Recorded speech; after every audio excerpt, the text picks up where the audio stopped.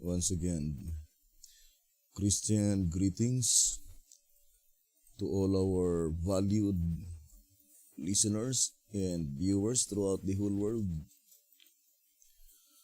more particularly to all Shepherd's Rod believers, and most especially to our beloved brothers and sisters in the United States of America. Special greetings to our brethren in Colorado, to our brethren in Georgia, in Fiji Island, Mexico, Spain, in Africa, to the United Kingdom, and also to our brethren in Australia. And to the rest of the 144,000 living saints scattered abroad. Greetings. May the good Lord bless you, brothers and sisters. This is our episode number 6 on our subject, the half-hour silence. Now let us read 2SR 215. It says,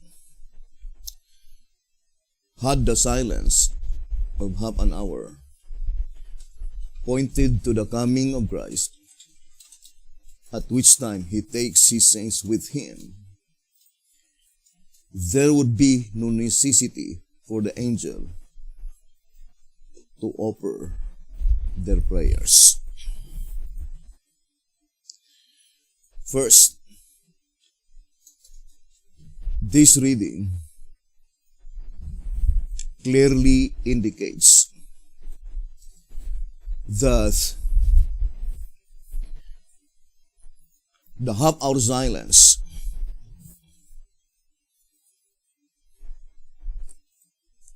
or the subject concerning the half-hour silence,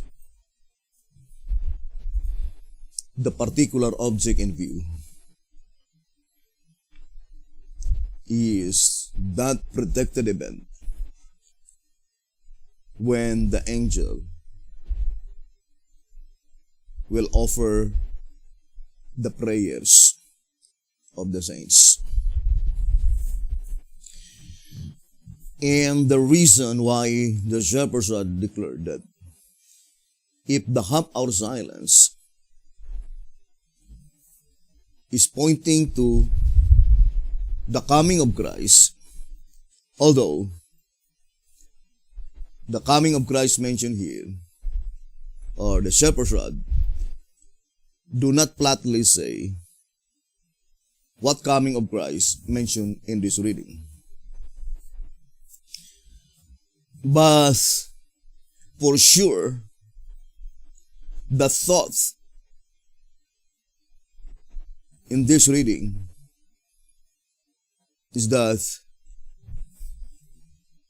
if that half-hour silence is pointing to the coming of Christ, by which at that time, provisionary time was already ended,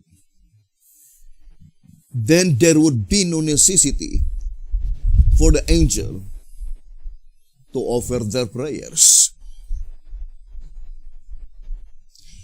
Or in other words, the reading is plainly indicating that the time when the angel offered the prayers of the saints still provisionary time. Now I would like to read again the statement in the old symbolic code. To symbolic code number 12, page 8, saying, we are not to make it appear that Christ is no longer Christ after the close of provision, but simply that we cannot cry to Him to blot out our sins or the sins of others. In other words,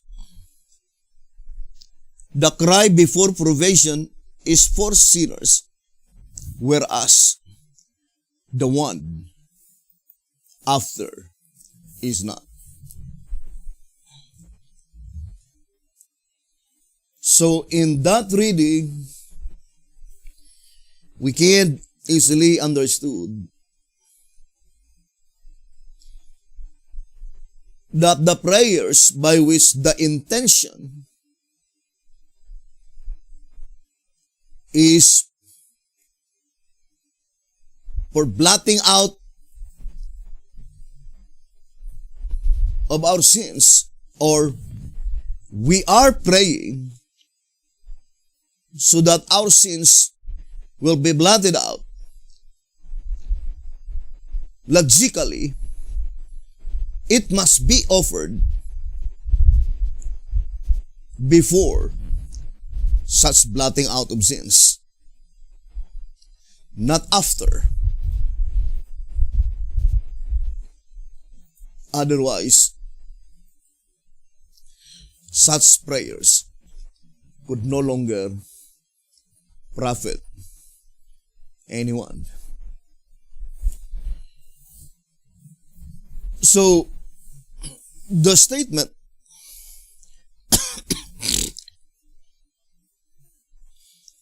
in White House Recruiter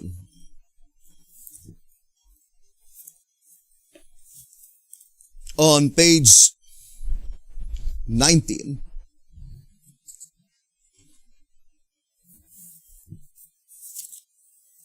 page 21 rather. White House Recruiter, page 21, saying,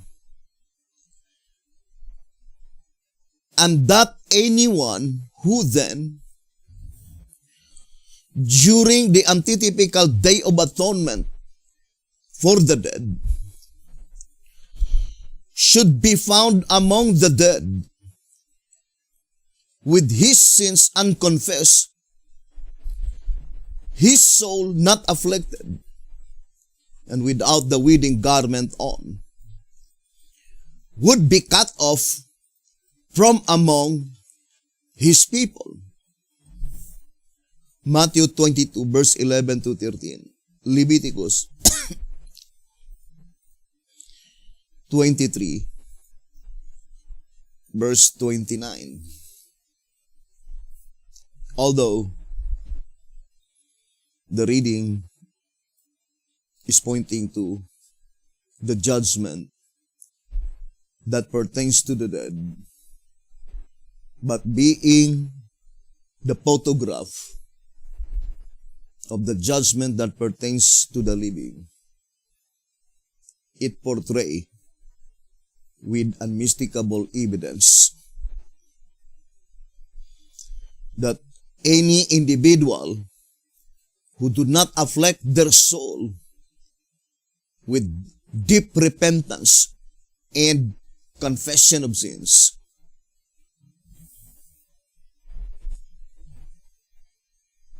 their names will be blotted out. Now, I would like to read the Great Controversy.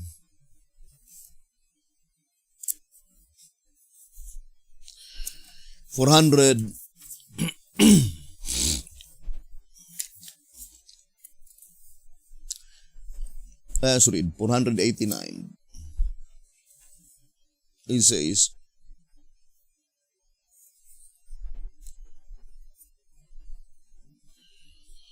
all,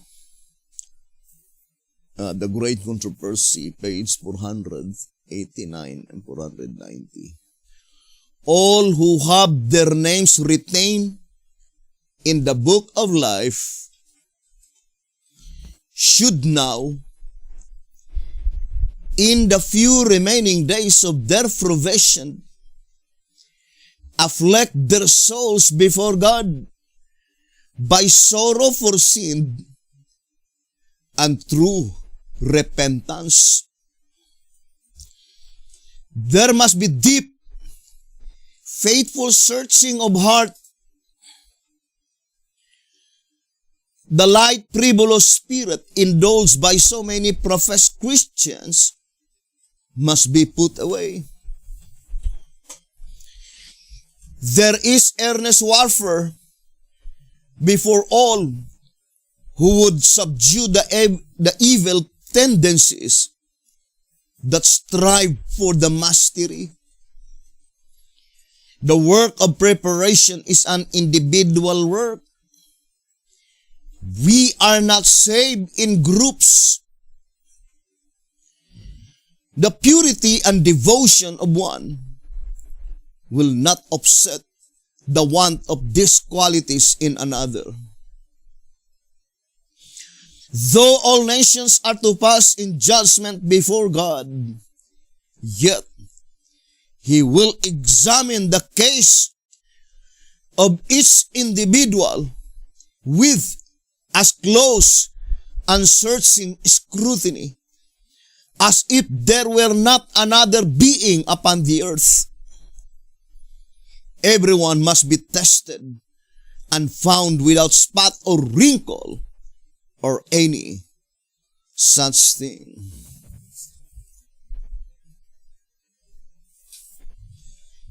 And to repeat again, that predicted event must be fulfilled during provisionary time.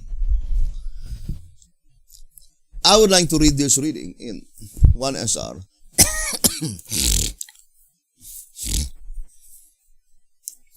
Page 177. That is, after the separation, purification. Those who are left, the 144,000, being the remnant. The affliction is the time of purification. So I would like to focus only to that portion saying, the affliction is the time of the purification. To each individual, according to the great controversy, for we are not saved in groups. Now let us read 2 SR.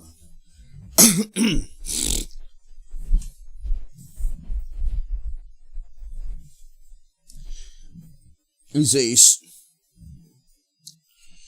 2 SR 215. The silence in heaven. So the silence is in heaven, not on earth. The silence in heaven for about half an hour cannot be the second coming of Christ, as some have thought. For afterward, the angel with the golden censer and incense offered the prayers for the saints from the golden altar. Now at this time, let us distinctly separate the statement, the angel offer, it says, the angel offered the prayers for the saints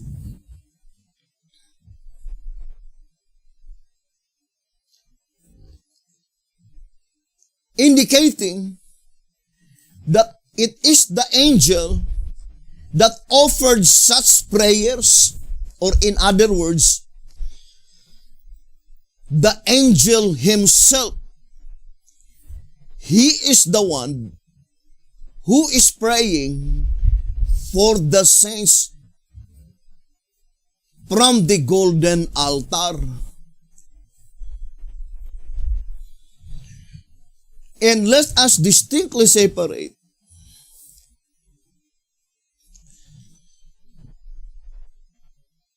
that predicted event that the angel offered the prayers of the saints, or in other words, the prayer of the saints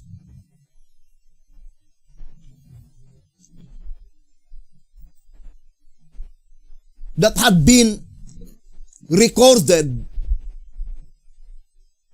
their prayers, the angel will offer their prayers. Now let us read 2SR 215. Thus the golden altar before the throne, from which the angel offered the prayers of the saints,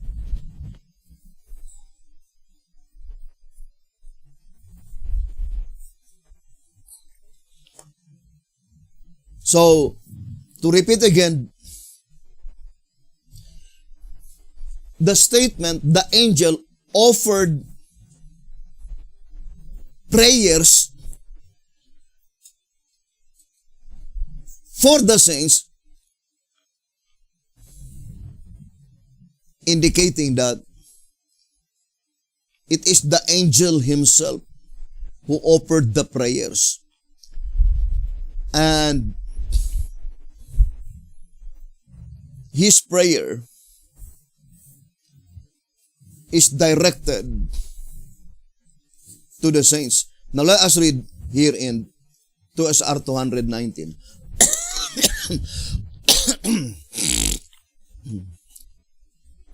2SR 219 and 220.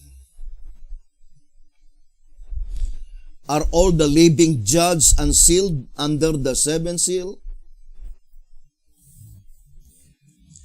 Or have some been considered before its opening?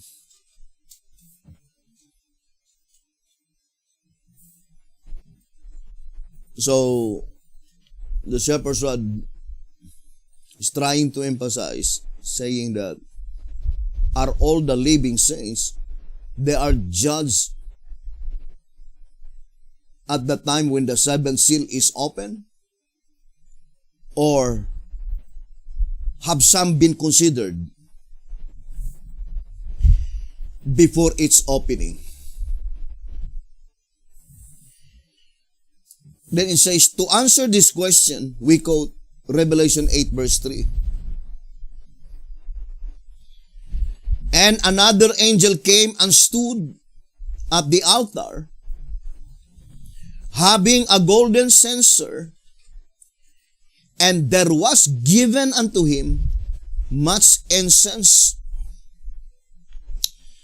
that he should offer it with the prayers of all saints upon the golden altar, which was before the throne. Note, the prayer is offered for all saints. No one knowing God's truth would dare pray for the dead, for it is abomination in God's sight. Much less would an angel commit such sin. So in this paragraph, the shepherd's rod is plainly telling us that it is the angel which is praying. And his prayer, he offered it.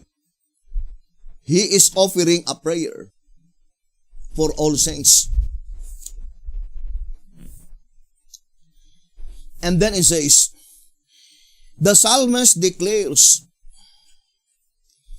that prayers for the dead are the invention of the heathen. They join themselves also unto Baal-peor and ate the sacrifices of the dead. Thus they provoke him to anger with their inventions, and the plague break in upon them. Psalms 106, verse 28 and 29. The dead praise not, the dead praise not the Lord, neither any that go down unto silence. Psalms 115, verse 17. If the dead, if the dead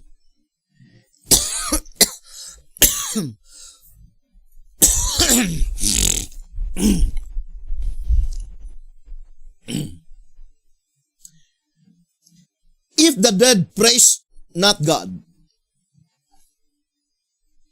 so if the dead praise not God,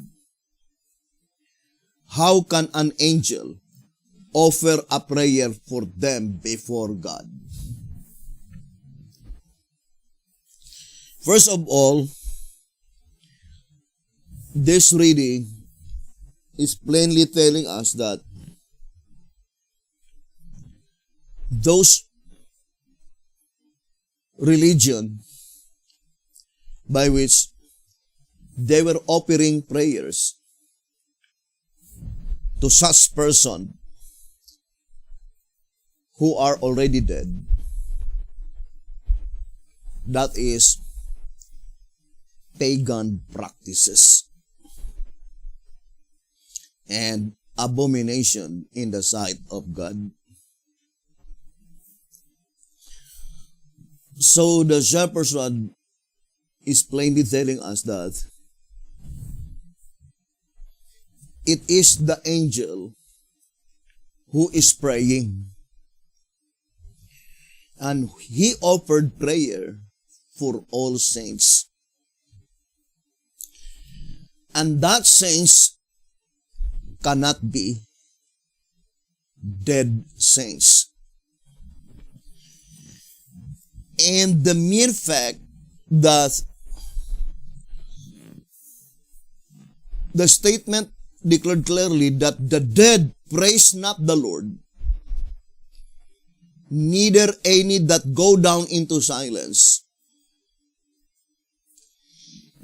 completely shows that at the time when the angel is offering such prayer, the saints, the living saints on earth, they were praising God.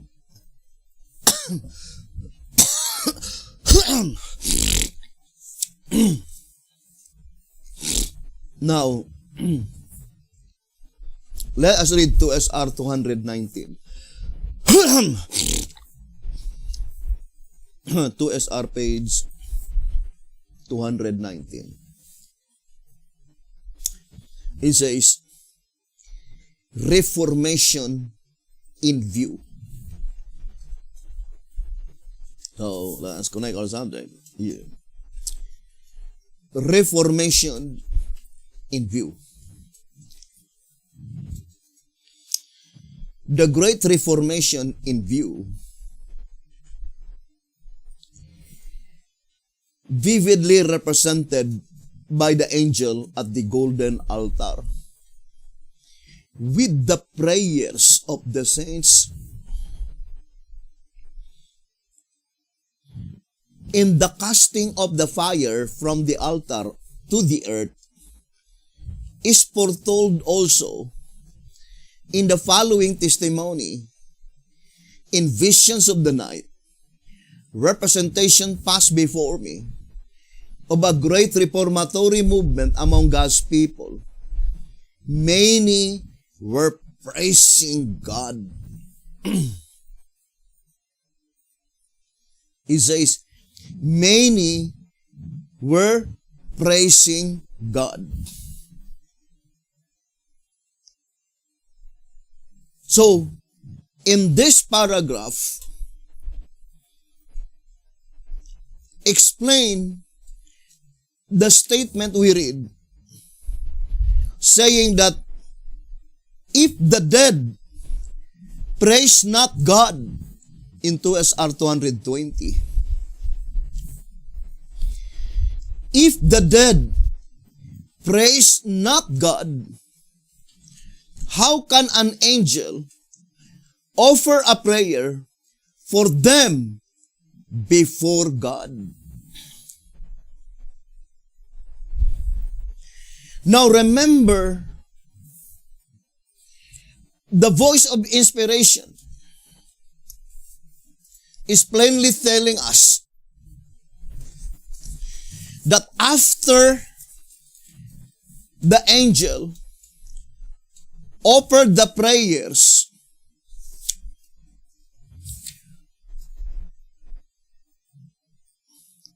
of all saints, the angel cast the fire, which is the Spirit of God, from the golden altar to the earth.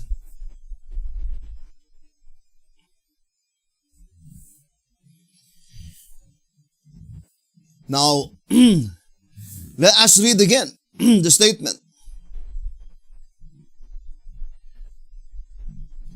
So, it says, 2SR 215, the silence in heaven for about half an hour cannot be the second coming of Christ.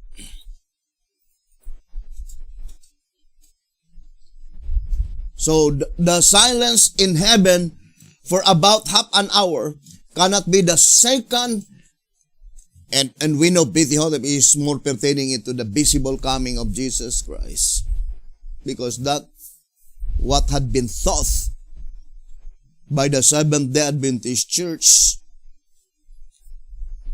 as they based their study on the writing of Uriah Smith, Daniel, and the Revelation.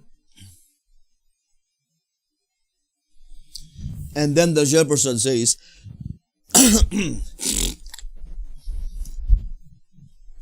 the silence in heaven for about half an hour cannot be the second coming of Christ, as some have thought. For afterward, the angel with the golden censer and incense offered the prayers for the saints from the golden altar.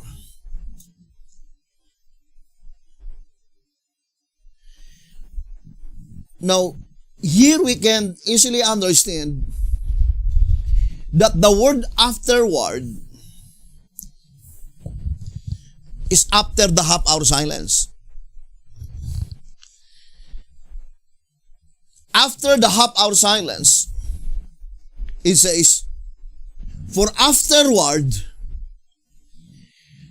the angel with the golden censer and incense offered the prayers for the saints from the golden altar. Now, I would like to make a little illustration.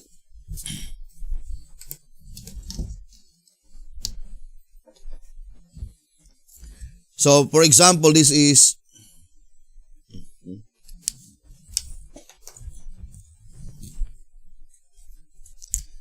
the half-hour silence. Half hour. So the statement, after the half-hour silence, the angel offered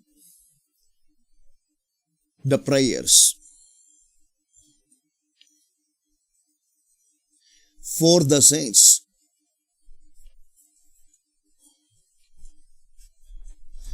According to our reading. So after the half-hour silence. Now let us read again.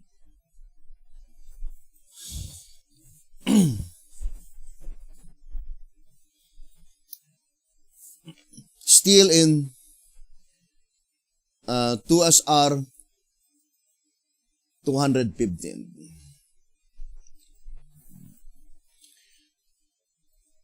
On the next paragraph. Had the silence of half an hour pointed to the coming of Christ, at which time he takes his saints with him, there would be no necessity for the angel to offer their prayers.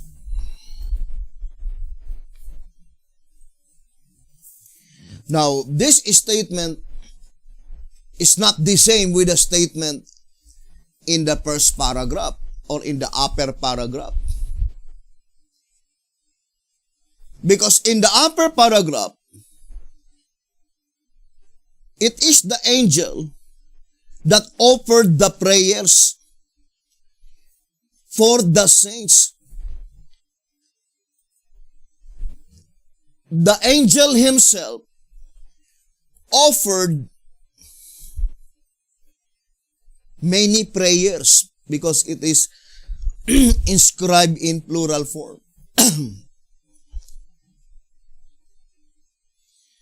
He offered many prayers, or in other words, he himself offered many prayers. He himself, the angel himself. After the half-hour silence, it says, afterward, after the half-hour silence, the angel offered the prayers for the saints. Or he offered many prayers. And that prayers is dedicated to the saints. It is for them. But the statement in the second paragraph is not the same. But both of them are half-hour silence. It says, had the silence of half an hour pointed to the coming of Christ, at which time he takes his saints with him, there would be no necessity for the angel to offer their prayers. So this reading, after the half-hour silence, it is in absolute necessity that the angel will offer their prayers. Or it is not the angel who is praying, but the recorded prayers of the saints, he offered it before the throne.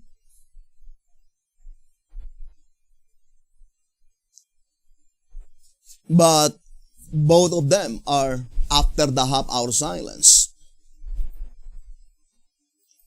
And that's why we need to study closely the subject, the half-hour silence. Now, here's another statement in the middle part of 2SR 215. 2SR page 215. It says, thus the golden altar before the throne,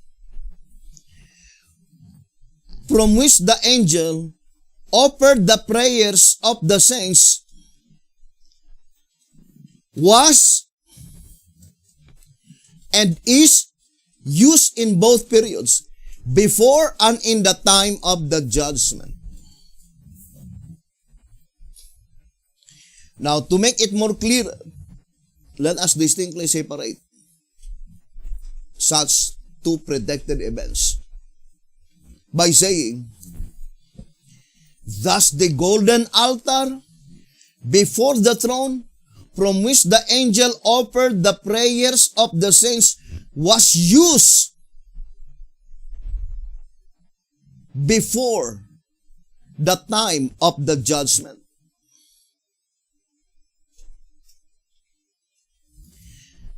And also, the golden altar before the throne from which the angel offered the prayers of the saints is used in the time of the judgment.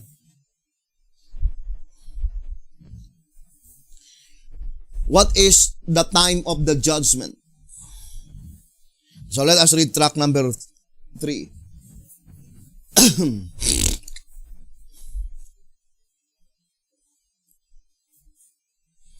On page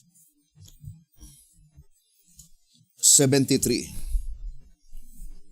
it says, consequently, tract number 3, page 73, consequently, the day of atonement was a day of judgment. I would like to read again. Tract number 3, page 73. Consequently, the day of atonement was a day of judgment. So what is a day of judgment? The day of atonement.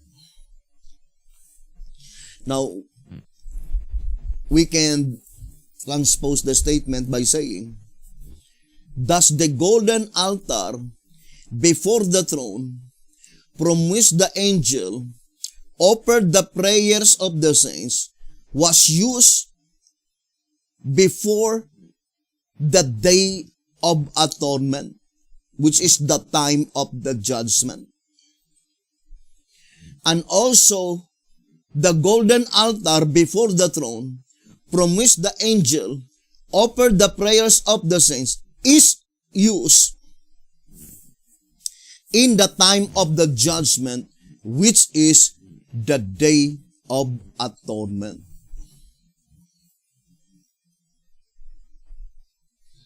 So, that is very plain, brothers and sisters. So, we can now carefully differentiate from one event to the other. First, let us distinctly separate the half-hour silence, by which after that half-hour silence, the angel, he himself, offered prayers. And his prayers is dedicated or directed for the saints. It is for them. And the half-hour silence, by which after the half-hour silence, the angel offered their prayers.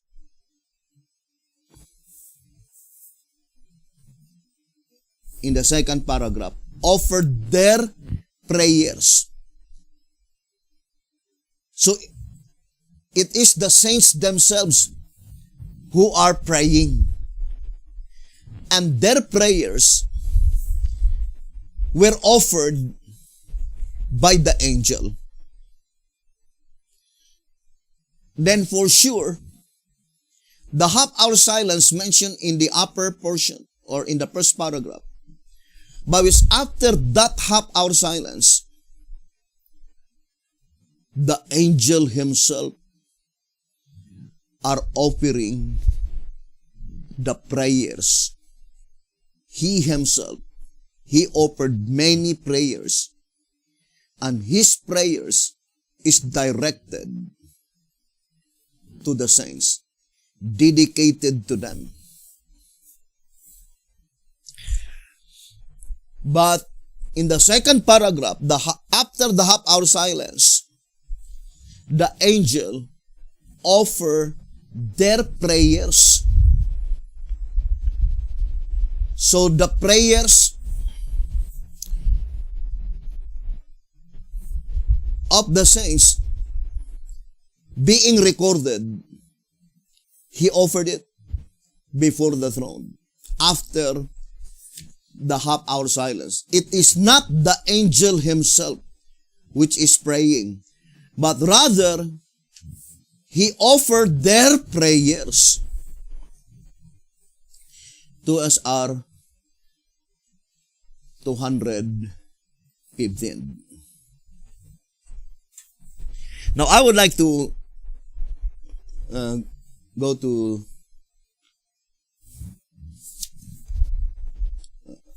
let us read first 2SR page 220.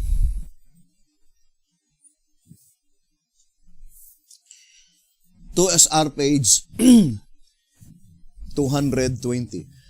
It says,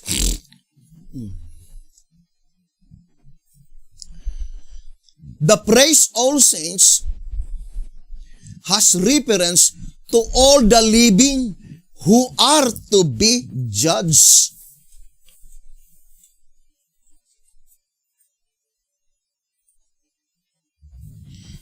Evidently, this is done under the seventh seal. If all, then it is definite that all the living saints are counted under the seventh seal. Who are they? The all living saints. Now let us read first track number 15.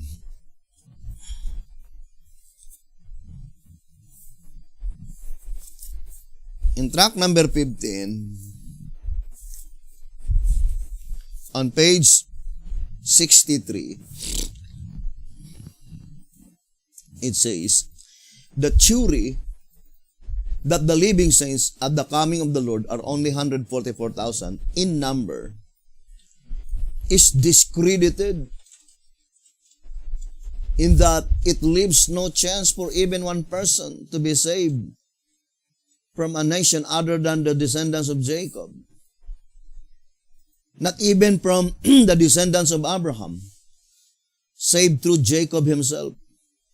Moreover, the theory makes the term first fruits a vain thing because it does not advocate second fruits. I am thinking that statement saying, thank God that the 144,000 are not all the living saints. So in this reading, track 15, page 63, the living saints are composed of first fruits and second fruits. The 144,000 is spiritual Israel, and the great multitude which no man could number. So the shepherds are declared clearly in un-Adventist activities. It says, thanks be to God that the 144,000 are not all the living saints, that they are but the first fruits of the great harvest. So the term all the living saints compose first fruit and second fruits.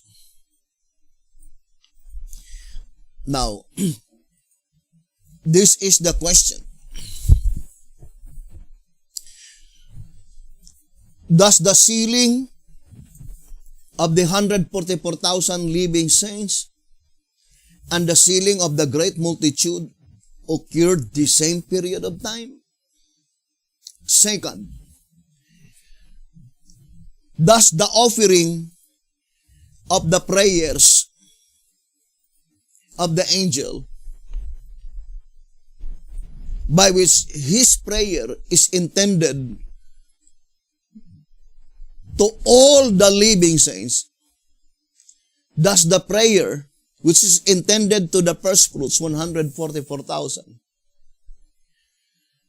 and the offering of the prayers of the angel, which is intended to the great multitude, occurred the same period of time. Because the statement declared clearly that the praise all saints. So the praise in Revelation 8 verse 3, all saints, cannot be applied both the dead and the living saints. Only to all the living saints. Now let's read Revelation 8 verse 3. And another angel came and stood at the altar, having a golden censer, and there was given unto him much incense, that he should offer it with the prayers of all saints upon the golden altar, which was before the throne.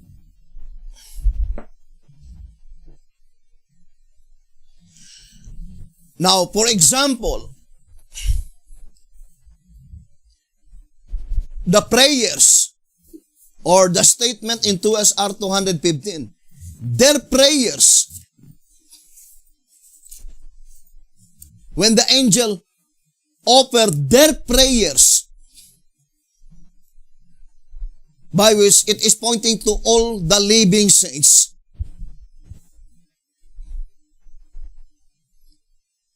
thus the recorded prayers of the 144,000 living saints and the recorded prayers of the great multitude had been recorded the same period of time?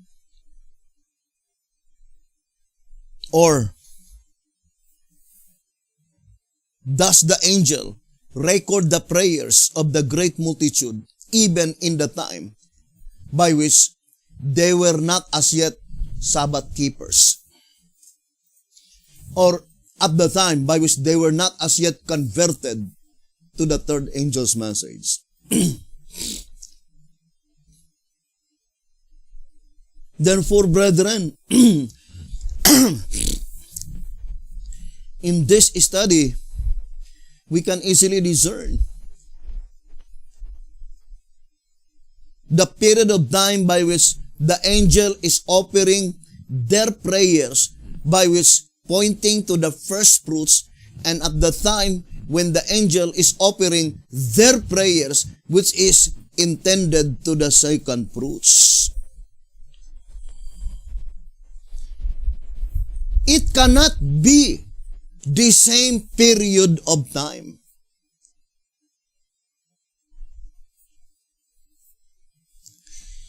Now let us read 2 SR page 220. So, it says, the praise all saints has reference to all the living who are to be judged.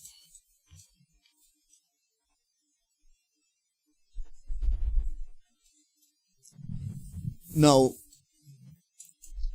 we already read that the 144,000 living saints are not all the living saints according to the Shepherd's Rod. Right? That the praise all the living saints, it must be composed of first fruits and second fruits.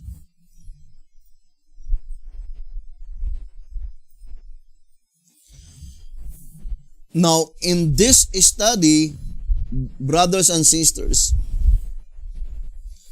the statement, the praise all saints, has reference to all the living who are to be judged. The question is, judged where? Holy place? Most holy place.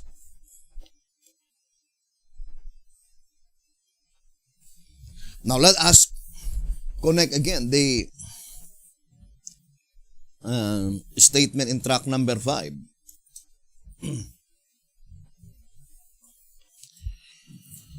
Track number 5, page 110.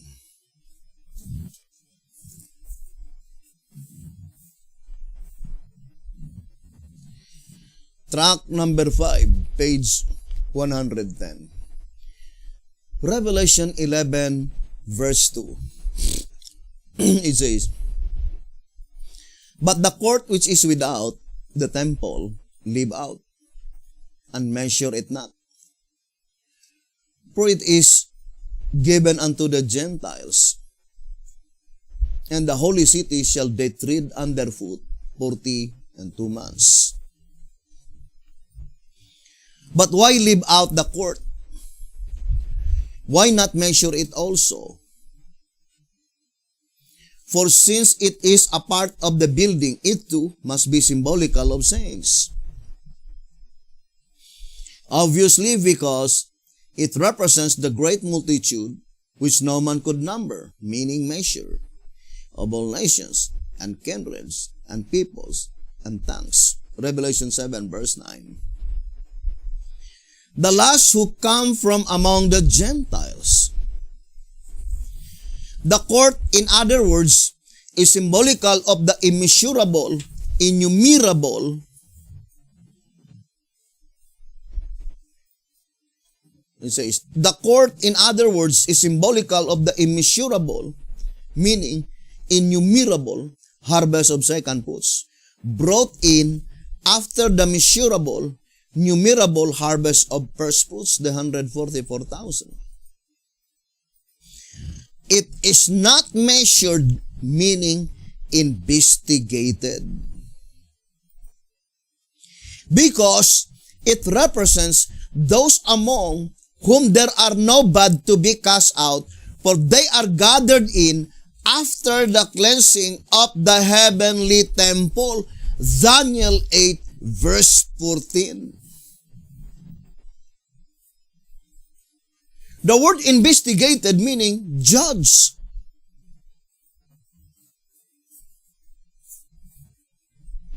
Now that is very plain.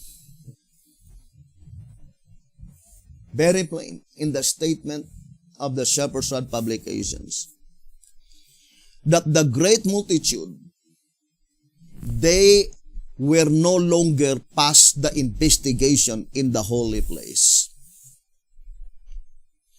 What is the investigation in the holy place? Blotting out of names. Why is it that they were no longer to pass such investigation? Because, for example, this is the book that pertains to the great multitude. This is the book that pertains to the first fruits.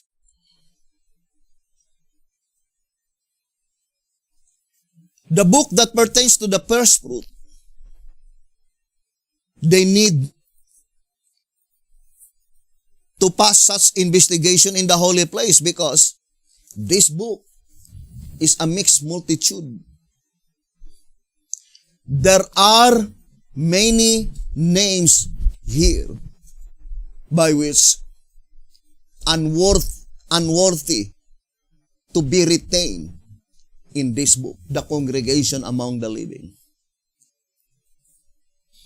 Whereas this book, the book which is intended to the great multitude, there will be no more names of the wicked to be allowed to enter therein. Therefore, no need for such investigation. Why investigate when there is no more names to be blotted out? So concerning the great multitude, they were no longer to pass the judgment in the holy place. By which such investigative judgment is blotting out of names. For according to the shepherd's rod, they are gathered in after the cleansing of the heavenly temple. And the cleansing that pertains to the heavenly temple, according to tract number 3, on page 50 and 51, as the cleansing of the heavenly sanctuary is a work of cleansing the books by blotting from them the names of both the backslider and the tares. Tract number 3, pages 50 and 51. And the great multitude, they will be gathered in, or their names will be inscribed in the Lamb's book of life at the time when that book is completely cleansed from all names of the wicked, and at the time when that book are completely cleansed. God will no longer allow or permit that there are still names of the wicked to be entered therein into its pages. And that is the reason that the great multitude will no longer pass the investigation in the holy place. Now let us go back to 2SR.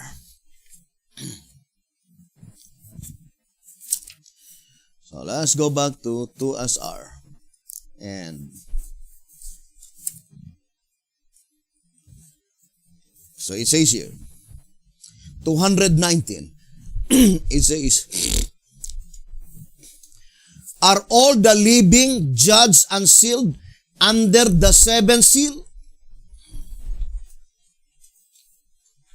So what is the absolute answer? First, let us distinctly separate the opening of the seventh seal in the holy place and the opening of the seventh seal in the most holy place. The opening of the seventh seal in the holy place is for blotting out of names. But the opening of the seventh seal in the most holy place is for blotting out of sins.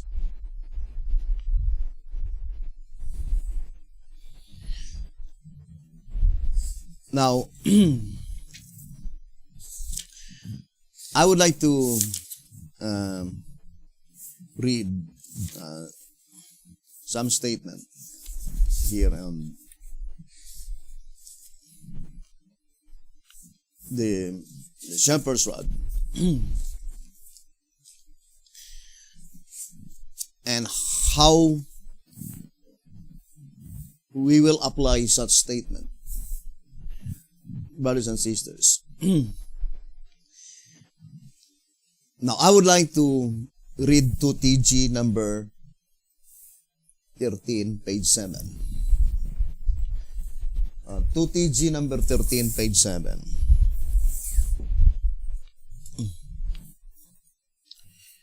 2TG number 13 on page 7. It says,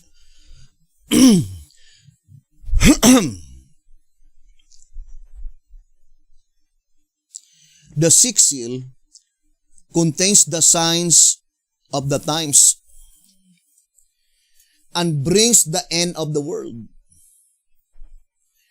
And since the sixth chapter of the Revelations, or the sixth chapter of the Revelation, brings us to the end of the world, and as the things of the seventh chapter take place before the end, it is obvious that the subject of chapter 7, the sealing of the 144,000 from the tribes of Israel, and the gathering of the great multitude from all nations, the first fruits from the church, and the second from the nations, lapses back into the period of the sixth seal. Besides, the seventh seal begins with chapter 8. So, I would like to read again the statement. It says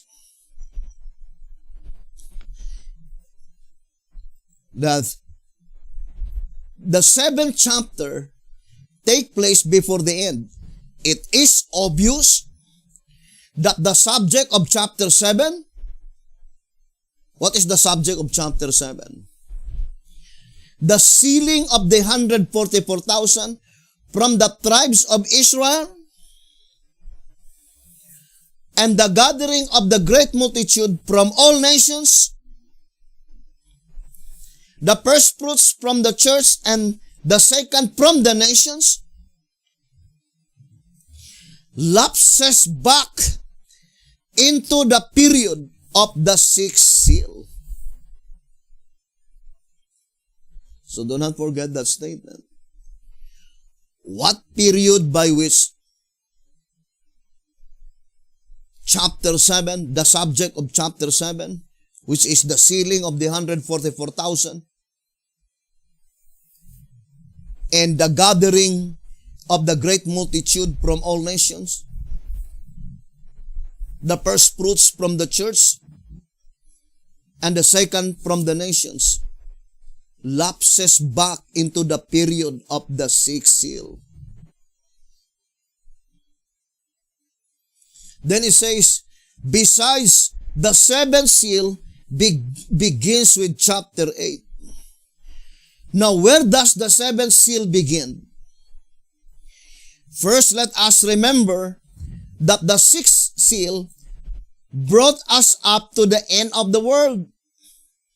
Obviously, therefore, the seventh seal, which covers a number of subjects, must overlap with the sixth. Let us note that the beginning of the seventh seal disclosed the seven trumpets. There are a lot of subjects that have been mentioned in these two paragraphs. Now the statement says, the seventh seal, which covers a number of subjects, must overlap with the sixth seal. Now, I would like to illustrate, brothers and sisters, that reading.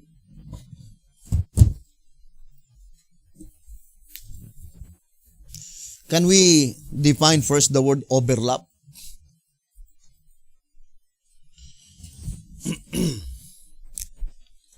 Now, for example,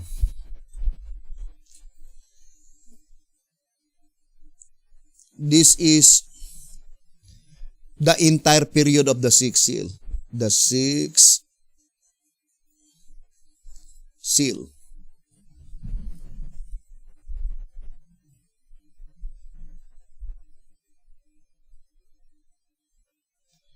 So, what is the meaning? Extend. That is the only meaning. Extend. Overlap.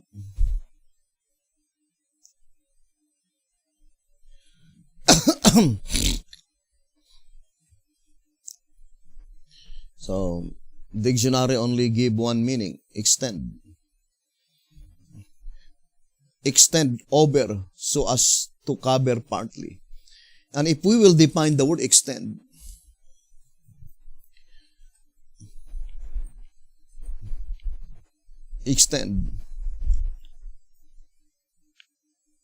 goes to cover a larger area, or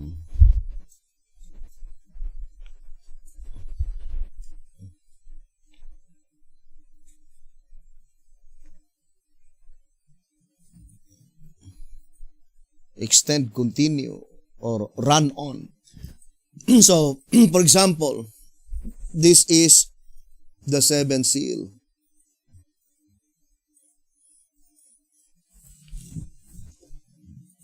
Now, we need to establish clearly, brothers and sisters, that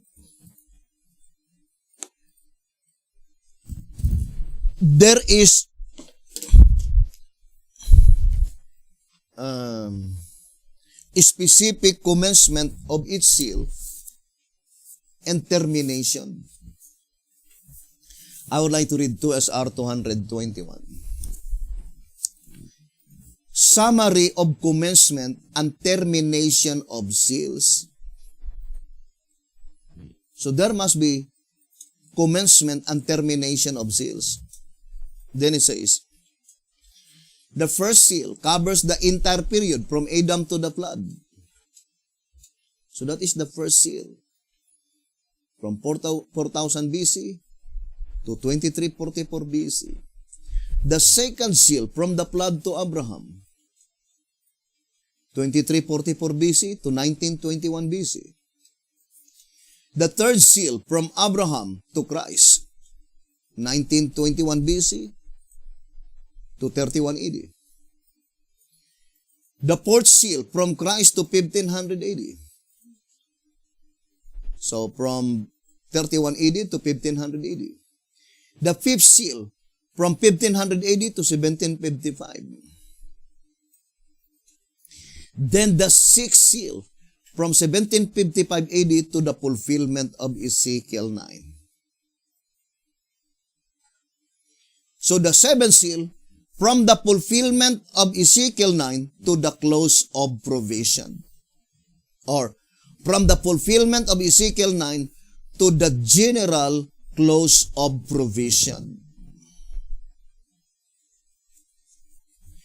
Now, I would like to give you an example here in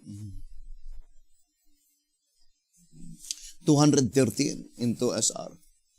It says, the closing of one seal and the opening of the other consume a period of 30 years.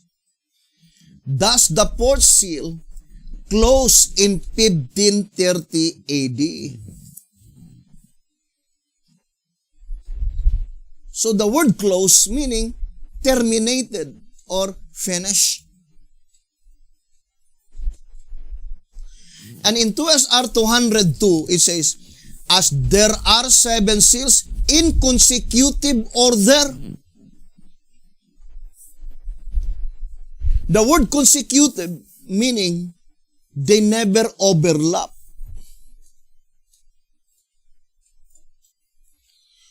So the term overlap cannot be applied to the period, but only to the events.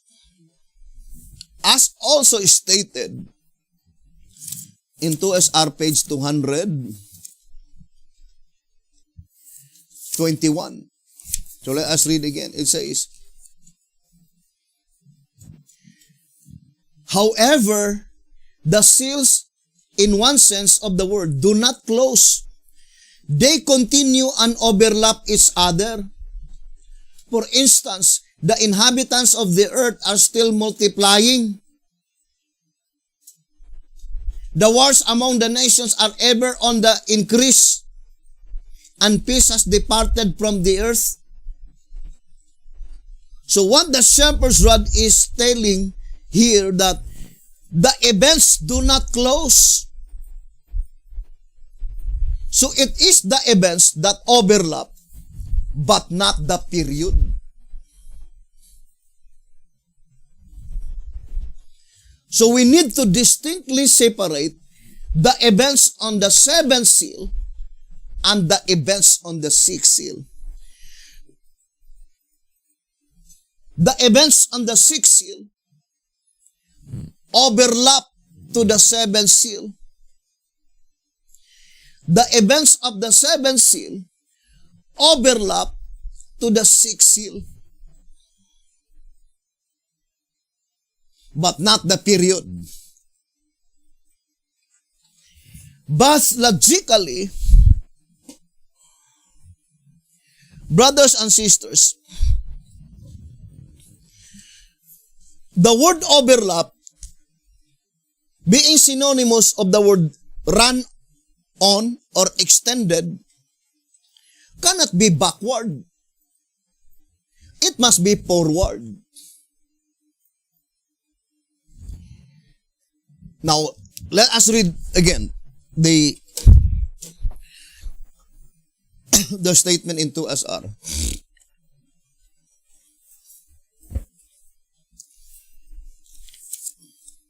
$193.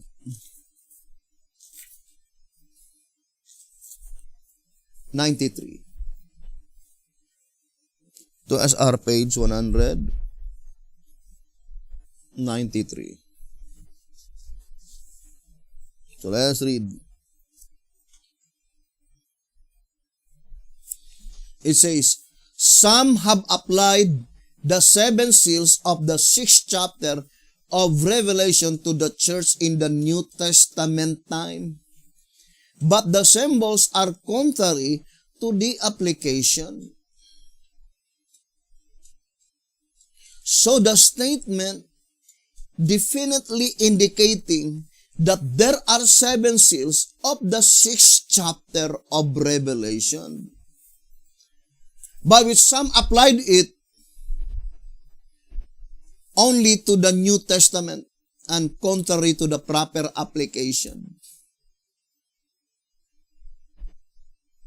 What? What is contrary to the proper application? By which the seven seals are applied only in the New Testament time. The seven seals on chapter 6. So do not forget that, the statement. There are seven seals on chapter 6 by which the seventh seal is hidden, not mentioned. Now, I would like to read track number 15.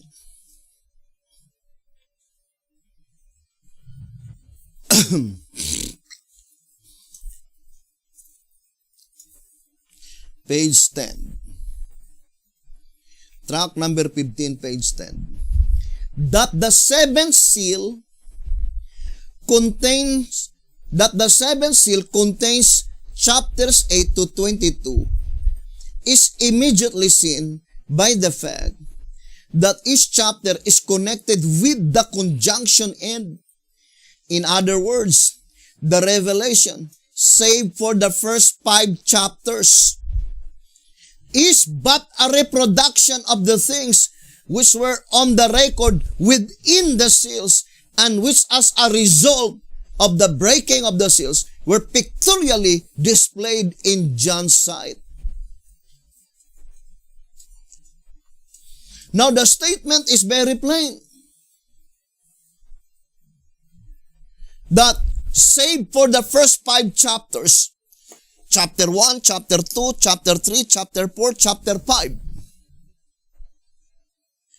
Then chapter 6, there are 7 seals on chapter 6.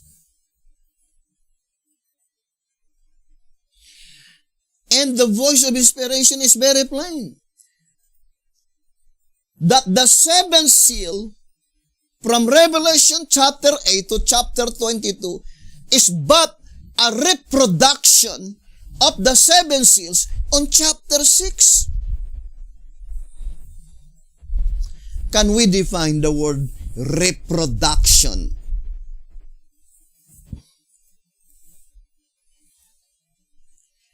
The word reproduction, of course, that is taken from the word reproduce.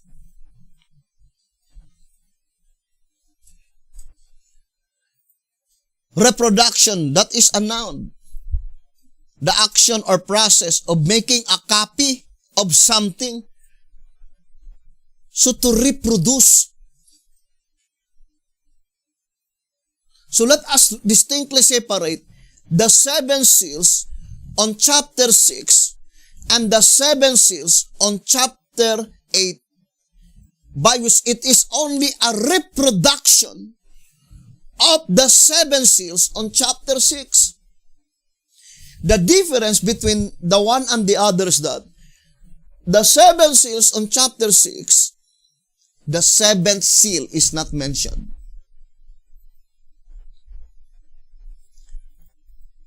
Why? Because chapter 7, being sandwiched, that is the 7th seal.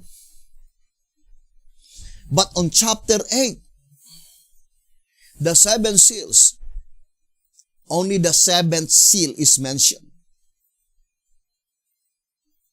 But the 1st, 2nd, 3rd, 4th, 5th, and 6th were not mentioned. But the shepherd's rod made it so plain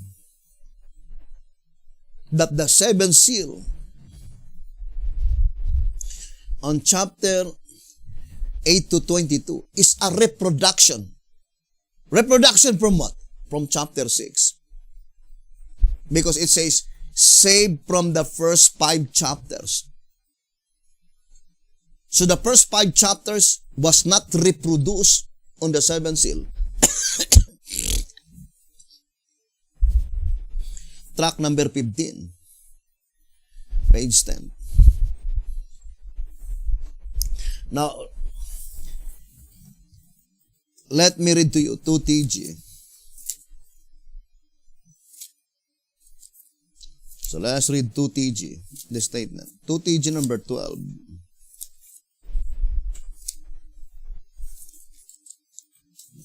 On page 25. The last of the seals, the 7th, is subdivided into still other 7 divisions. Now, I would like to read again. 2TG 12:25. The last of the seals, the 7th, is subdivided into still other 7 divisions. These 7 divisions of the 7th seal is the reproduction of the 7 seals on chapter 6.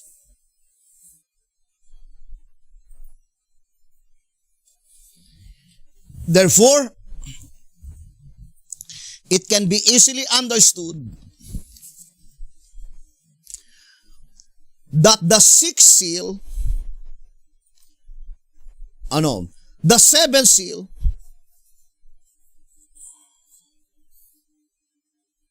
the 7th seal on chapter 6 overlap the 6th seal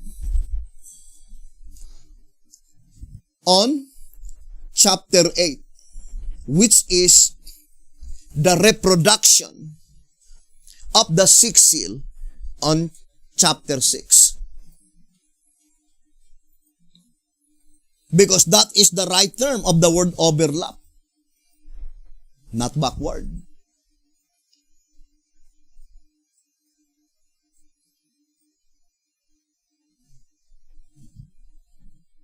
If we will observe the grammatical rule as admonished us to 2SR 118, grammatical rule is one way to recognize present truth. Now, I would like to repeat again. The only way that we could explain that statement, brothers and sisters, that the 7th seal overlap the 6th seal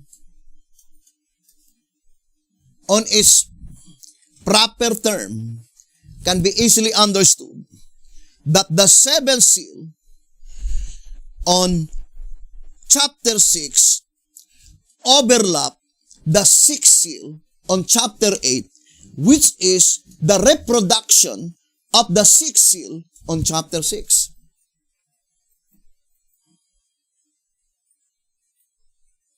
But if we will apply that overlapping backward, I would like to read verse 2 SR. And secondly, let us distinctly separate the occurrence on earth and the occurrence in heaven. I would like to remind again the statement here in track number 5, page 34,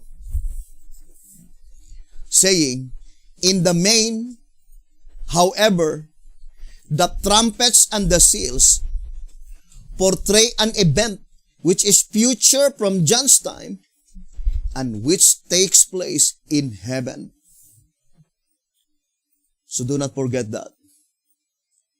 The main prophetic event concerning the trumpets and the seals, which is future from John's times, takes place in heaven. And then it says, although they also portray kindred events, of these related events, some are contributory and some are consequent to the main prophetic event. The former naturally precede and the latter naturally follow it historically. So, the admonition given in track number 8, page 5, saying, so correctly, to understand this prophetic event in its entirety, we must carefully differentiate the part which takes place in heaven from the part which takes place on earth. And of course, the main prophetic event is in heaven because it says the opening of the book. And that book located only in heaven.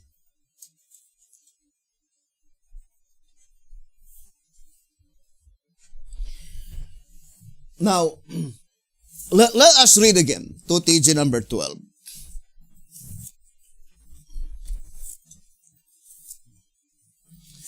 Here in 2TG number 12, page 24, it says, chapters 4 and 5, we see, contain a scene of a special event which caused the book to be unsealed. That which came out of the book is, in the fullest sense, the revelation of Jesus Christ, of the one who only was worthy to open the book. In page 25, it says, the revelation then is thus divided into 7 parts. So when we speak of the 7 seals, we are in reality speaking of the revelation.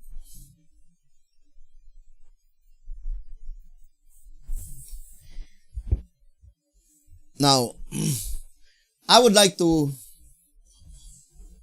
read the statement in track number 15 and then track number 5.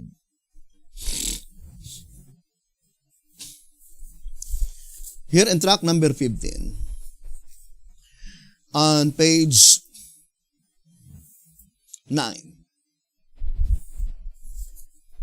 it says, the first and most important thing that takes place in this solemn assembly is the opening of the book.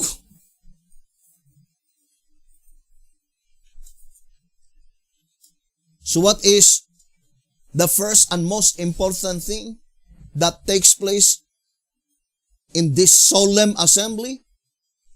It is the opening of the book.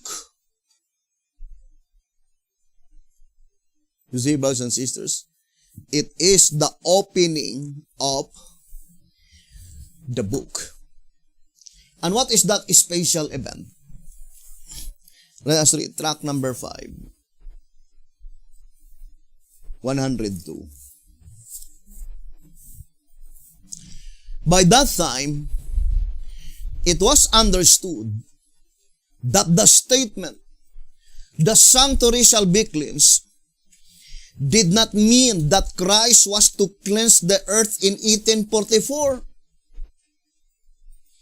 but rather that in fulfillment of Daniel 7 verse 9 and 10, He was to cleanse the heavenly sanctuary. This is the very event which opened the seals and sounded the trumpets, and which, as we have seen, John was told would be hereafter.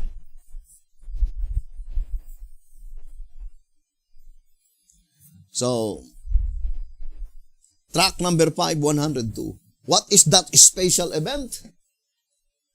The cleansing of the sanctuary. So we explained several times that let us distinctly separate the special event on chapter 4, which is pointing to the commencement of the cleansing of the sanctuary, and the special event on chapter 5, which is the end part of such cleansing of the sanctuary.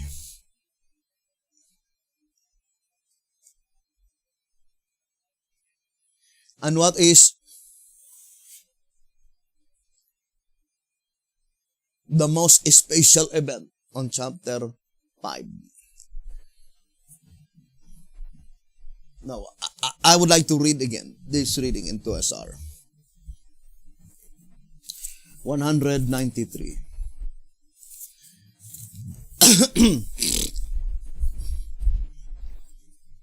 So let us read. 2SR page 193. It is not only unscriptural to apply men and horses as symbols of the church, but it is altogether unfitting as well. Neither can any proof be presented to show that the seals apply only to the New Testament time. Therefore, the application of the symbols must be sought elsewhere. Thus, we are confronted with the necessity of deeper study on the subject.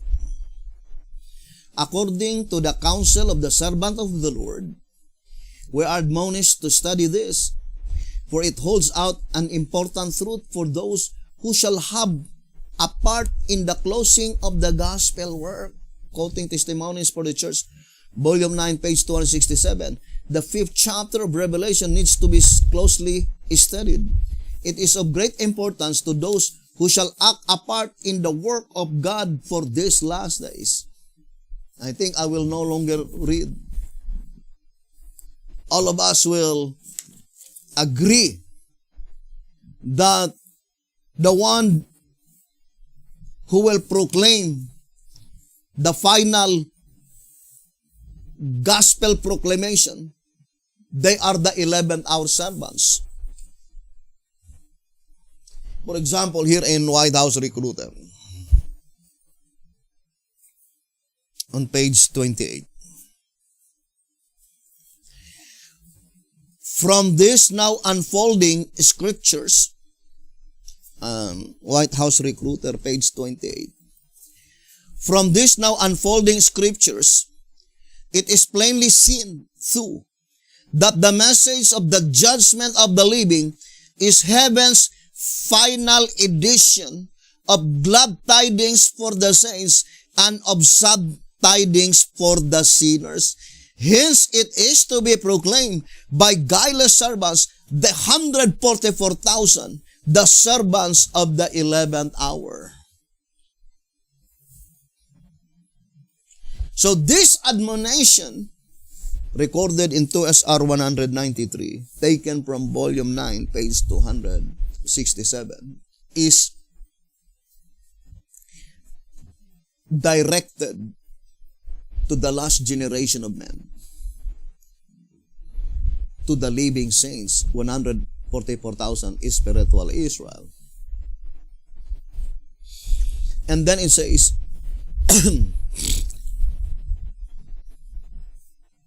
had the chapter been properly understood, explained, and published before the above testimony was written, there would have been no need for this urgency.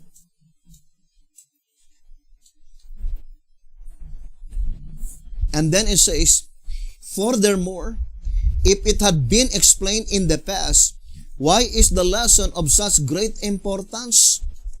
And who is bearing the responsibility of its deliverance to the world? But the 5th chapter, separated from the 4th and 6th, cannot be comprehended, for these chapters contain one subject, namely the 7 seals. The 5th chapter is mentioned because it is the heart and key of the subject.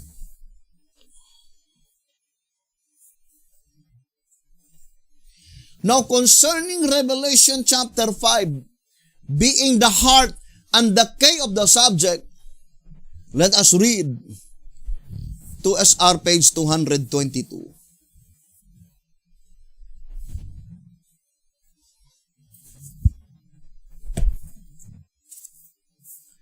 To SR page 222.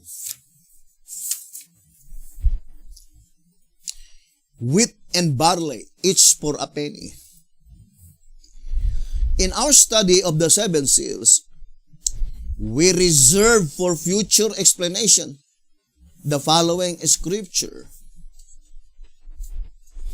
And I heard a voice in the midst of the 4 beasts say, a measure of wheat for a penny, and 3 measures of barley for a penny. Revelation 6 verse 6.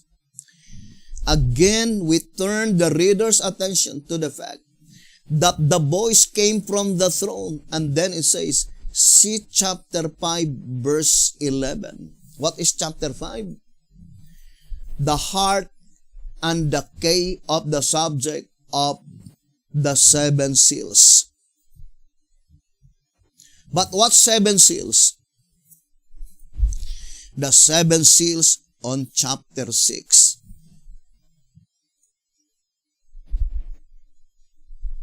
Now, what is the focal point? The focal point of the 7 seals on chapter 6, it is the 7th seal.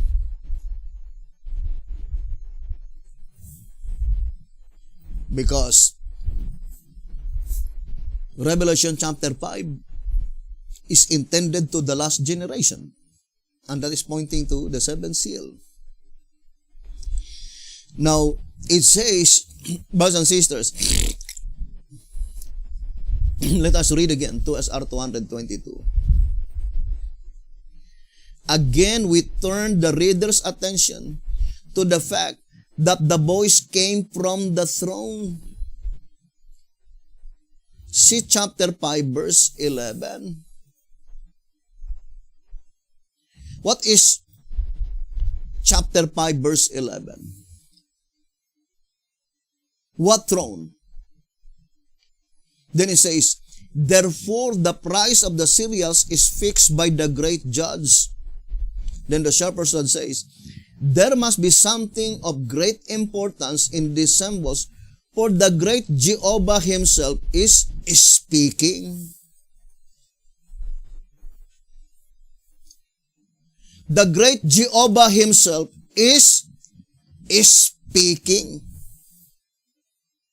Revelation 6 verse 6 and Revelation 5 verse 11. Remember, Revelation chapter 4 and Revelation chapter 5 is sanctuary fixtures. So the throne mentioned here must be the throne of God the Father in the most holy place.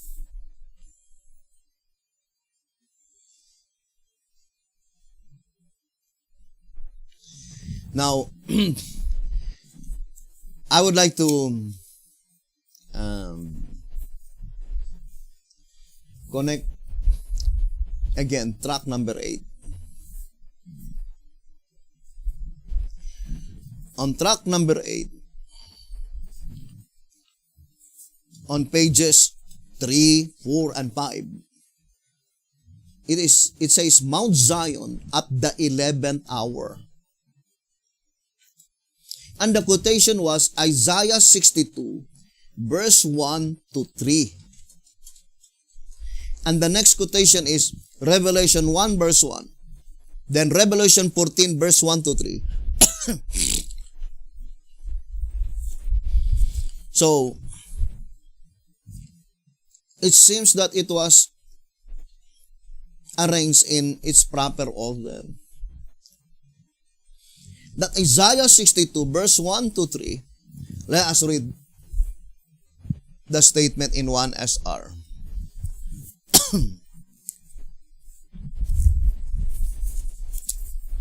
1SR page 154 and 155. In volume 3, page 65 of Isaiah the Gospel Prophet, we read, I will not rest.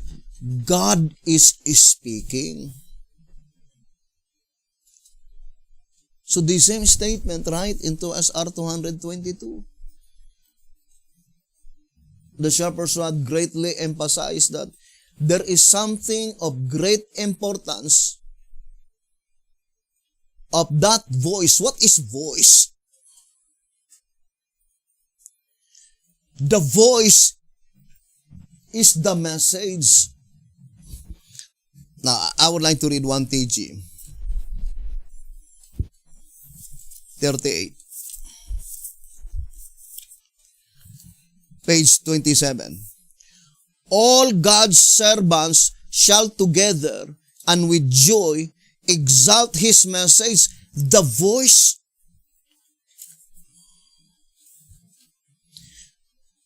Brothers and sisters, this study is closely connected. More particularly this year 2020 and 2021, because I do fully believe that this presidential election in the United States of America will bring into chaos, trouble, and confusion.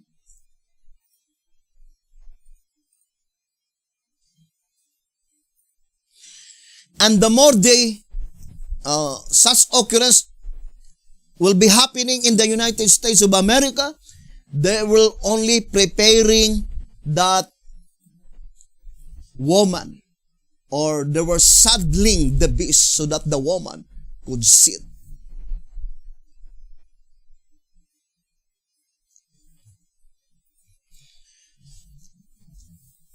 Remember,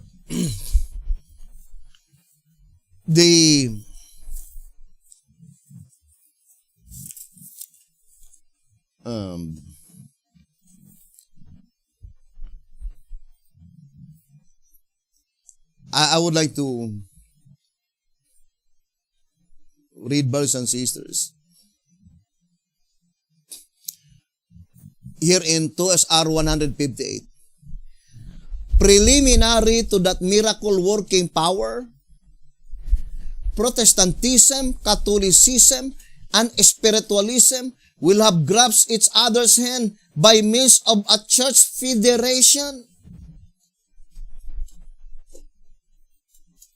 The difference of opinion in doctrinal points will be considered of no vital importance to salvation. They will see in that apparently innocent union a great movement for the settlement of differences as well as for the conversion of the world.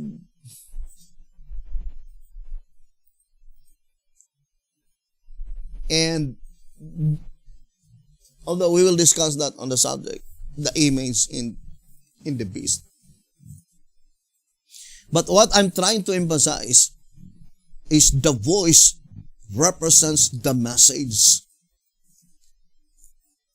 The message of God the Father. the statement in 2SR 220 is saying that there must be something of great importance in these symbols, for the great Jehovah himself is speaking.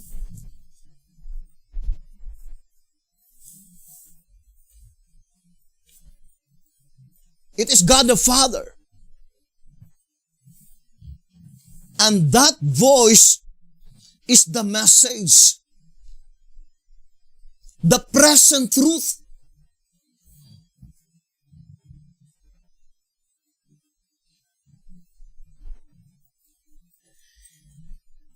Remember, in 1 TG 33, I would like to read pages 4 and 5, saying, because of idolatry, the Assyrian was permitted to take God's ancient people and their pleasant land. And certain it is that the Assyrian will control the land just so long as God's people continue in idolatry. But just as soon as all idols are cast aside, yes, as soon as the great revival and reformation takes place in the hearts of the people, then the Assyrian, the power that now rules them, shall certainly fall, and God's people shall just as certainly return. The Assyrian shall thus fall, not at the sword of a mighty man, and not of a mean man, but through the voice of the Lord shall the Assyrian be beaten down with smooth with a rod.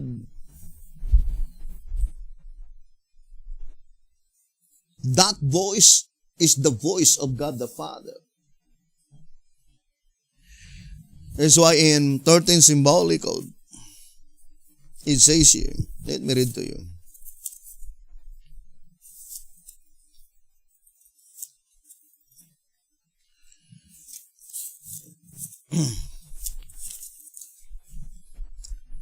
Here the Shepherd's Rod says in 13 Symbolic Code 1 and 2, page 26,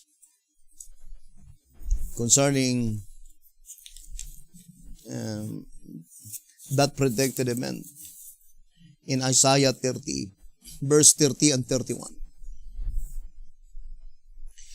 The Assyrian will be beaten down in the promised land through the voice of the Lord. You do not know now what that voice will say, but when it comes, you will know it. And whereas you do not need to know it now, you will have to know it then. If you look for it, you will recognize it without a doubt. 13 Symbolic Code 1 and 2, page 26. Now, I would like to go back again to 1SR 154 and 155. So let's read the statement here, brethren. It says, in volume 3, page 65 of Isaiah the Gospel Prophet, we read, I will not rest. God is speaking. He has determined that the righteousness of His people shall become evident, and He will not rest until it is accomplished.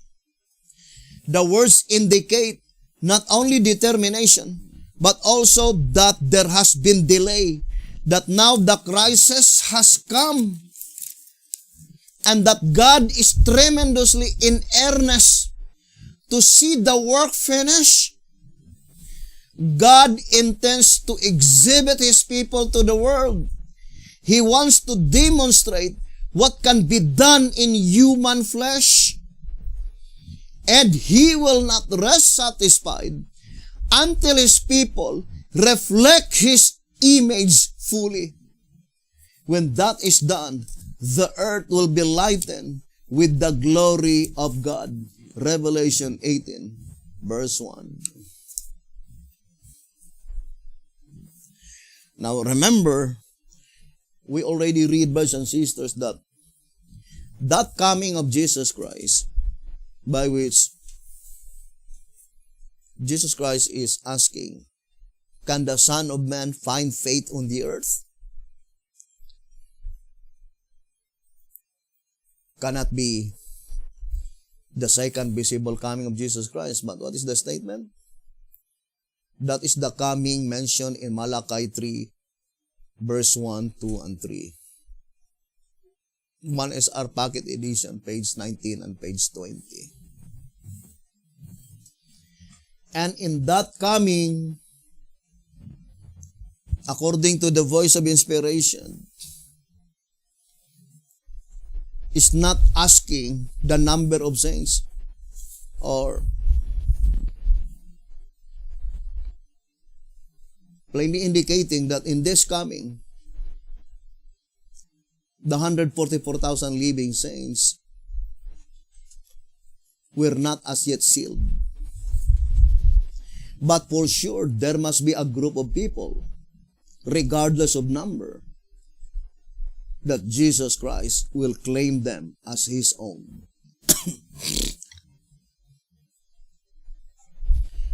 And I do fully believe, without any doubts, they must be the first of the first fruits. Now let us go back again, brothers and sisters. And 100%, I also do fully believe that the first of the first fruits will be taken out only from among Shepherd's Rod believers.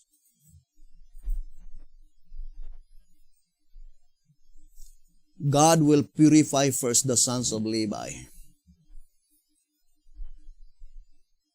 That is Malachi 3, verse 1 to 3. And undoubtedly, that is pointing to all Shepherd's Rod believers. Now let's go back again, brothers and sisters, to our subject. We already read and to us our page 222 that Revelation 6 verse 6, including Revelation 5 verse 11, that is the predicted time by which God the Father Himself is speaking. Speaking unto whom? To the saints that will no longer to taste death. In 1 TG, number 42, it says, page 4, here we are told, it is pointing to Isaiah 62 verse 1. If you will read 1 TG 42 page 3, it says, 1 TG 42 page 3. It says, Zion's reward and God's mighty effort. You see? 1 TG 42 page 3 and 4. Zion's reward and God's mighty effort. It says, for Zion's sake, will I not hold my peace? And for Jerusalem's sake, I will not rest until the righteousness thereof go forth as brightness, and the salvation thereof as a lamp that burneth. Page 4. Here we are told that the Lord will continue thus to speak, not for the sake of the world, but for the sake of the church, so that she may eventually stand on Mount Zion with the lamp,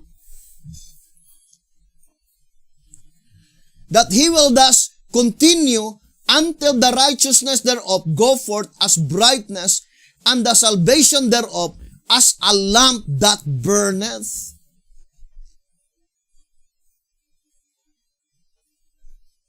Who are they to stand on Mount Zion?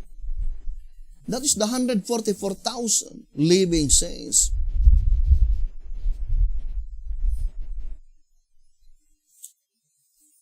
Here, the same reading material, 1 TJ 42.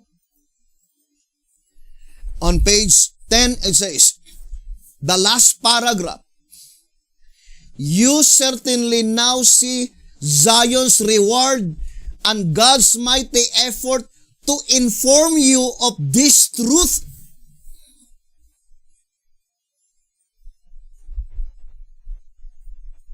You see, brothers and sisters, it says, you certainly now see Zion's reward and God's mighty effort to inform you of this truth.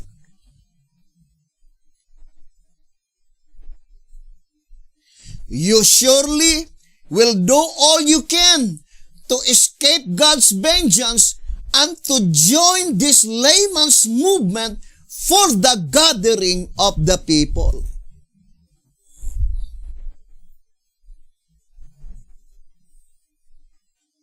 The gathering of the 144,000 living saints.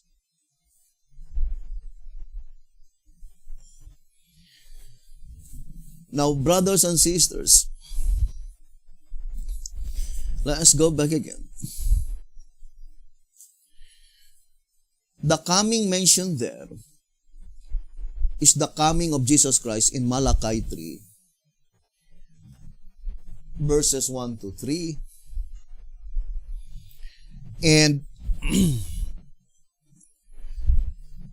we read several times in TSR 184 that such coming would be on the Day of Atonement. TSR 184. The description by Daniel applies to the commencement of the judgment for the dead. But the one by Malachi 3, verse 1 to 3, is applicable to the judgment for the living, all of the same event, Day of Atonement, cleansing of the sanctuary. What is Malachi 3, verses 1 to 3? That is the coming of Jesus Christ, Day of Atonement. Which will come first? The coming of Christ in the most holy place, Day of Atonement, to blot out the sins of the 144,000? Or the coming of Christ, Day of Atonement on this earth to purify the sons of Levi? Now let us read the old symbolic code.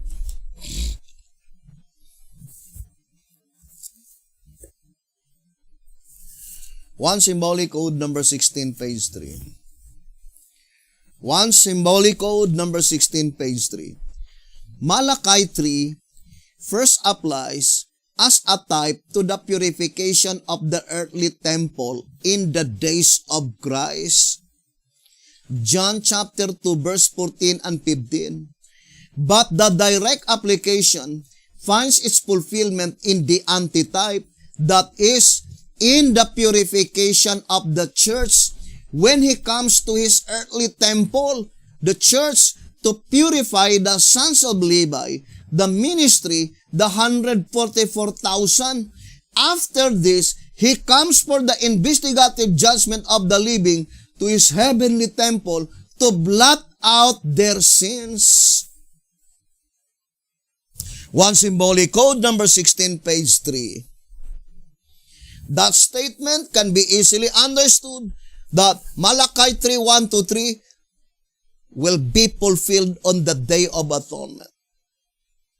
First on the earth. When he will visit the earth in fulfillment of Malachi 3, 1 to 3, that is Day of Atonement. And when he will return to heaven to blot out their sins, that is also Day of Atonement. One symbolic code, number 16, on page 3.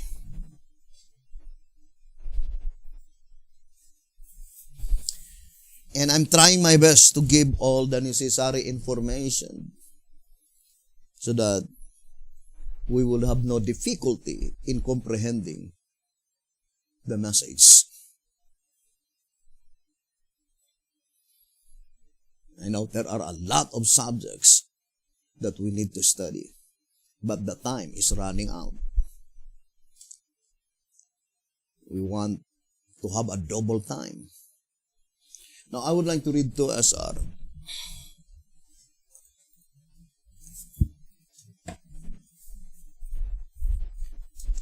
(164). It says, while the investigation for the congregation of the dead is in progress, there can be no separation among the congregation of the living.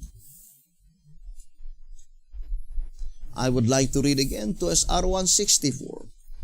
While the investigation for the congregation of the dead is in progress, there can be no separation among the congregation of the living. First, blotting out of sins, never called separation. The term separation is applied only to blotting out of names.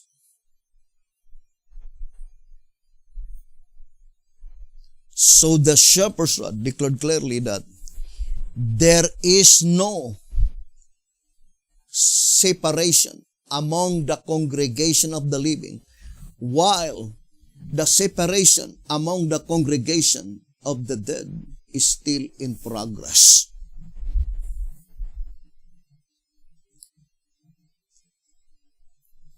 So that statement plainly indicating that there is no overlapping with the proceedings in the heavenly sanctuary.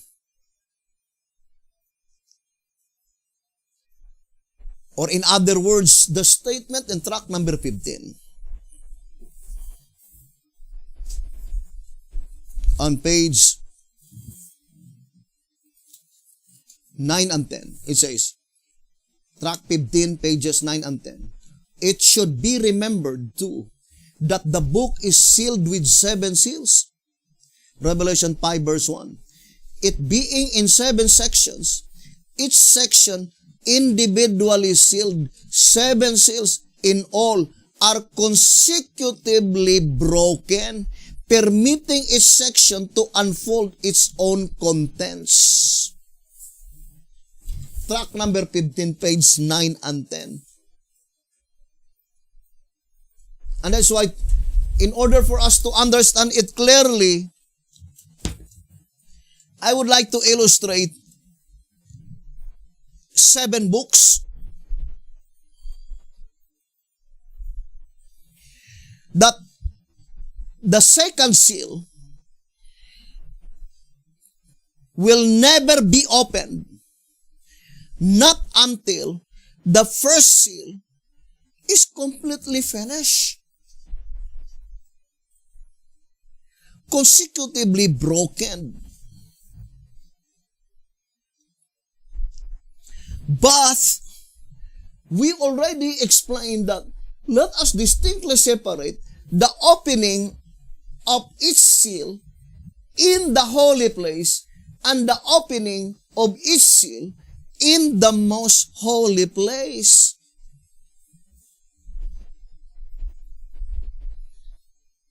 The book to be opened in the holy place is the book, the Lamb's Book of Life, not sealed with 7 seals. Whereas the book to be opened in the most holy place, it is the Lamb's Book of Life sealed with 7 seals.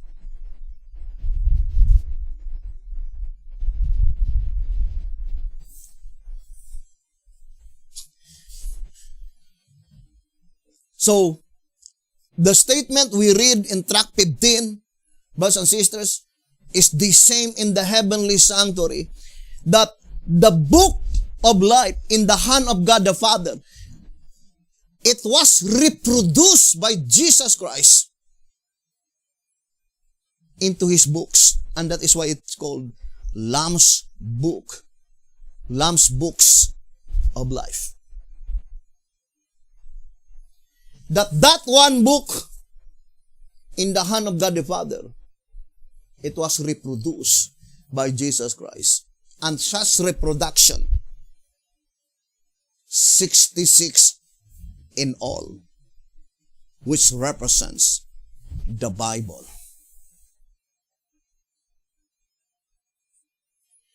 Therefore, Revelation 6 verse 6 is the climactic point. Brothers and sisters, the final confirmation of that 66 books to be confirmed to that book in the hand of God the Father, that they need to be in complete harmony. Otherwise, the plan of redemption will vanish away into oblivion. And that is the time when God the Father began to speak.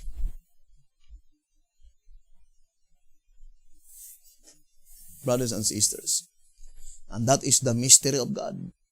The mystery of God is to be finished. At the time when God the Father began speaking.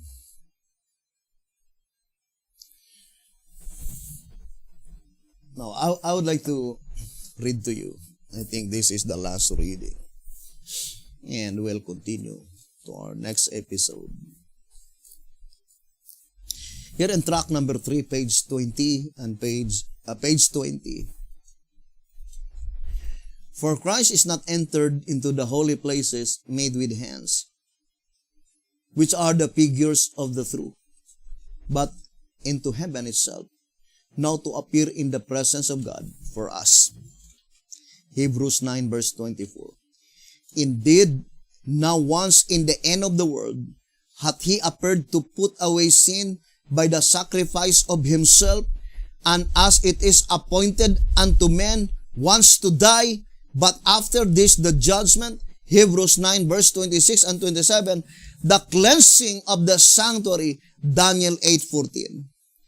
Plainly, therefore, the judgment is to begin and the sanctuary to be cleansed, not before, but after the fulfillment of the period for those appointed to die.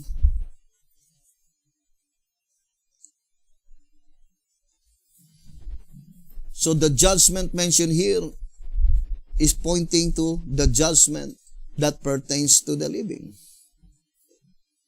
The focal point of the judgment. And that event, according to this reading, which is the final cleansing of the sanctuary, must be after the fulfillment of the period for those appointed to die. Or in other words, the voice of inspiration are plainly telling brothers and sisters that the proceedings of those appointed to die, pointing to the saints that are destined for resurrection, but their proceedings in the heavenly sanctuary had been considered while living. That's what it means by the word appointed to die.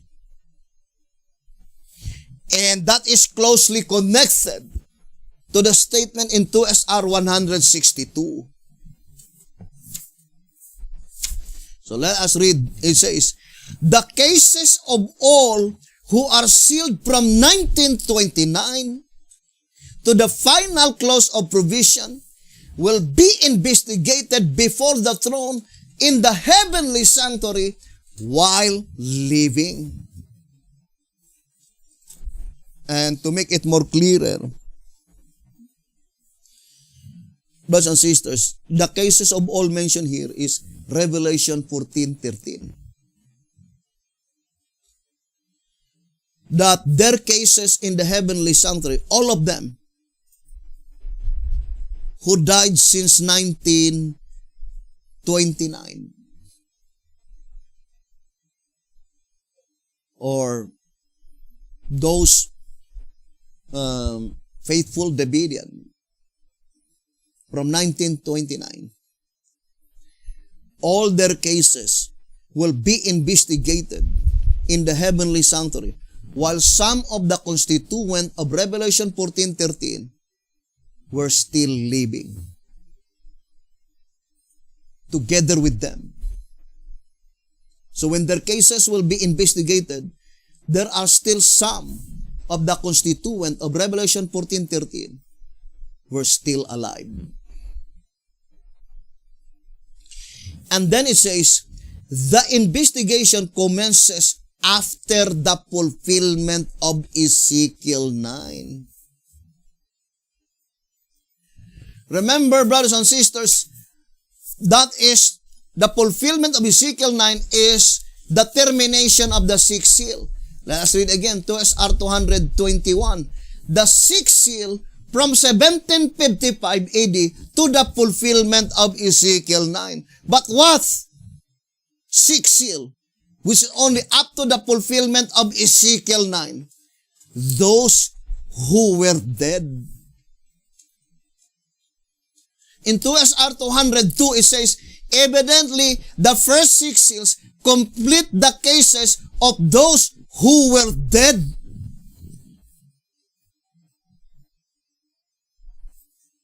And that is the reason in 2 TG 12:30 it says, whereas the last two seals,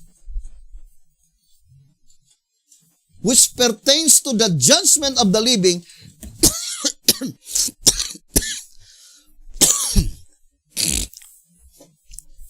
meaning,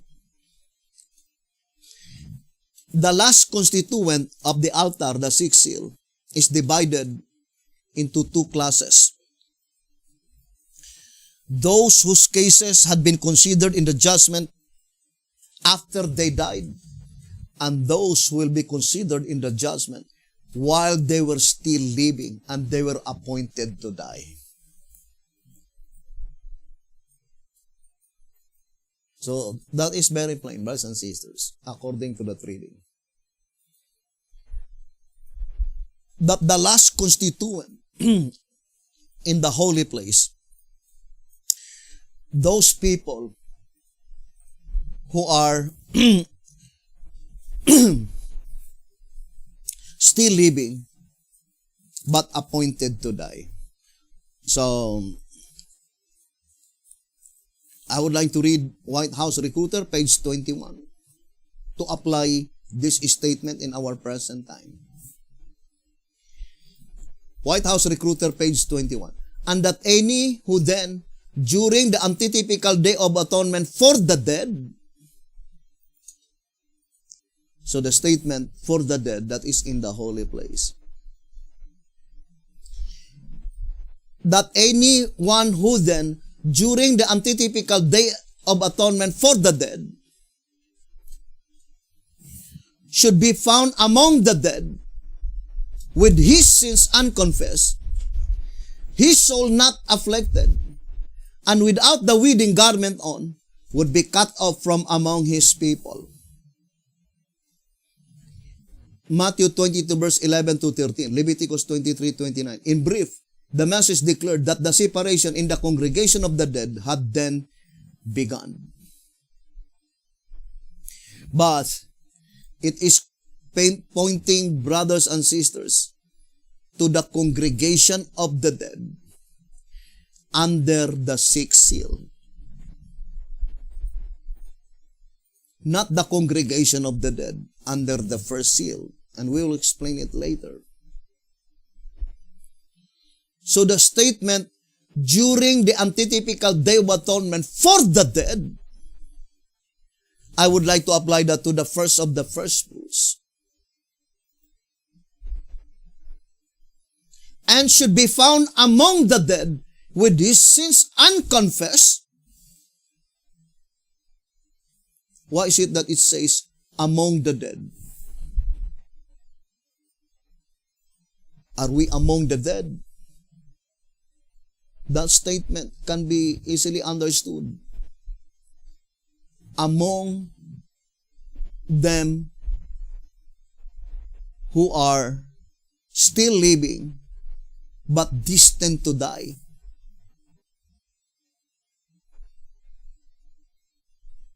Brothers and sisters, I would like to show an illustration.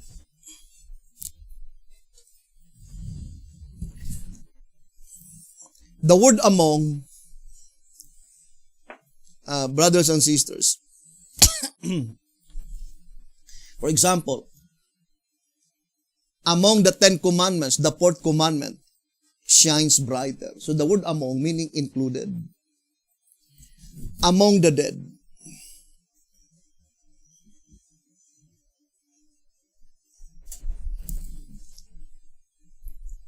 If you will apply this, brothers and sisters, to the saints that already dead, then are we saying that among the dead saints, there are still some confessing their sins? Then that is immortality of the soul. But rather it points out to the proceedings in the heavenly sanctuary. Now I would like to put here 6th seal. The 6th seal. But under the 6th seal, there are constituent under the 7th seal. And they were among the dead. Or our names, for example, 1, 2, 3, 4, 5, 6, 7. For example, some of the names here is living saints, but they were among, of course, the word among, majority in these pages are pointing to the 6th seal. More particularly to the Revelation 14:13. Not Isaiah 57:1. And that's what it means in the Bible, pass from death to life. Brothers and sisters. And those names that included here among the dead did not confess their sins, afflict their souls, they will be cut off. According to the voice of inspiration. So we will explain that on our next episode, the statement, pass from death to life. I think that is it in 2SR? They pass from death to life. Here in 2SR 169, it says, I would like to read. The antitype made up of both sexes, the firstborn who died represent the class that shall fall under the slaughter weapons of the 5 men, and the firstborn who escaped from death represent the class who shall receive the mark of the man with the writer's inkhorn and pass from death to life. 2SR page 169. So, thank you very much for listening and viewing this program. We'll continue this subject on our next episode. The half-hour silence. May the good Lord bless you and have a beautiful, wonderful evening.